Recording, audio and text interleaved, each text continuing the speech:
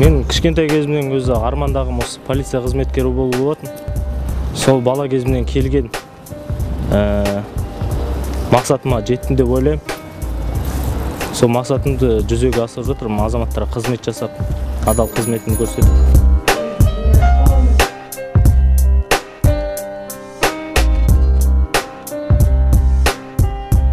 Наркологию ходите?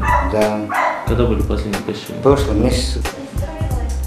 Осы мамандықты таңдағаныма өкінбеймін. Өйткені бұл жерде адамдарға көп көмегі, септігі тиетін мамандықтардың бірі деп санаймын. Өйткені өзім көріп жүрмін, 7 жыл болды жұмыс істеген осы бір аймақта. Адамдардың рахметтері тиіп жатады. Нағыз полиция қызметкері болу ол әр адамнан бойында бар деп айта алмаймын. Біріншіден шыдамдылық керек, ерлік, одан өзінің бойындағы адамгершілік қасиеттер болу керек.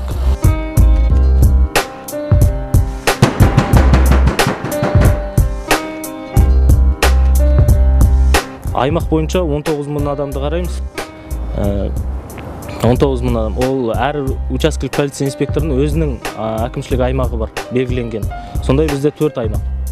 Ол әр учаскелік полиция инспекторы өз аймағында жалғыз өз қызмет көрсетеді. Бірақ бір-біріне көмек көрсету тіптен керек болып табылады, өйткені жалғыз оның өзін жібере алмаймыз. Сондықтан бір учаскеге 2 адамына бөліп бір-бірімізге көмек көрсетіп, солай айтамыз, кешкі уақыттарда.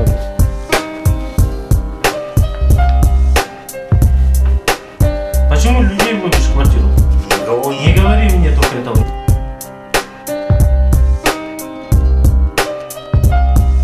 Үлкен беріктік керек, ерлік керек істеу үшін. Келгенде бір 7 рет ойланып, 1 рет кес дейді ғой, сол секілді ойланып келу керек мамандық. Бұны жарты жолына кеп тастап кететін емес. Үлкен не болады? Жауапкершілік жатады мойнында. Ойнап таңдайтын мамандық емес.